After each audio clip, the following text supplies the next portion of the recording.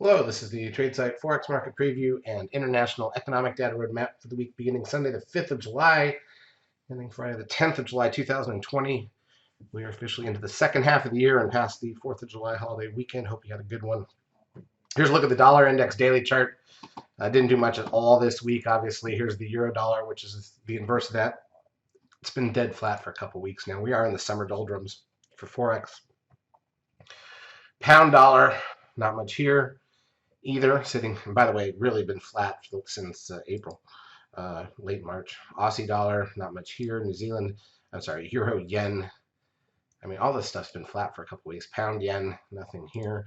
Pound Swiss, New Zealand dollar pair, also flat, although it is now approaching one more candle up. We'll give it a 13 seeker sell signal on the New Zealand dollar pair. Let's look at the intra-week action. High to low for the week on the euro dollar was less than 120 pips.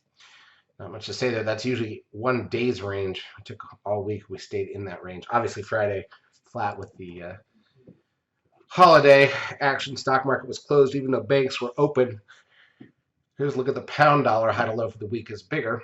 It's about 250 pips. Again, Friday flat. So the action was on Tuesday, Wednesday for the most part. We had a couple carryover trades, made a little money. Nothing super spectacular. Let's take a look at the economic data that is coming out in the week ahead, starting with Sunday at night. We've got, these are all Eastern time, MI inflation gauge out of Australia, ANZ commodity prices out of New Zealand. Monday, 2 p.m., German factory orders, Centix investor confidence, construction PMI, housing equity withdrawal out of the UK.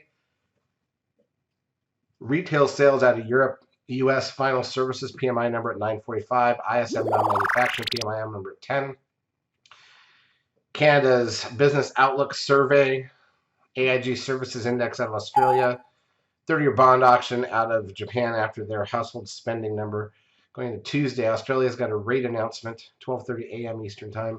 Leading indicators out of Japan, German industrial production, French trade balance, foreign currency reserves, Halifax HPI, Italian retail sales out of Europe, IV PMI out of Canada, TIP IBD economic optimism number here in the US at 10 a.m. along with the JOLTS job openings.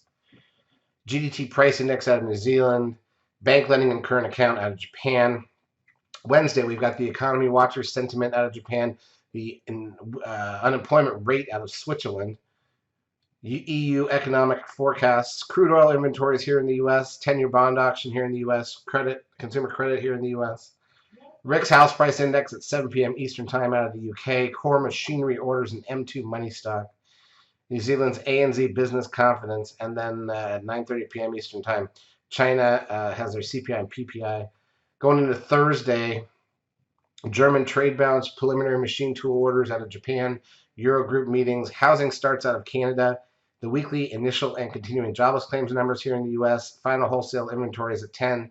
Natty gas at 10:30, 30-year bond auction at 1, PPI at 7:50, French industrial production on Friday, Italian industrial production at 4 a.m. Eastern Time. China's got their new loans and money supply numbers. Canada does their unemployment rate and employment change number at 8:30 a.m. Eastern Time on Friday, along with the U.S.'s PPI and then the U.K.'s CB leading index.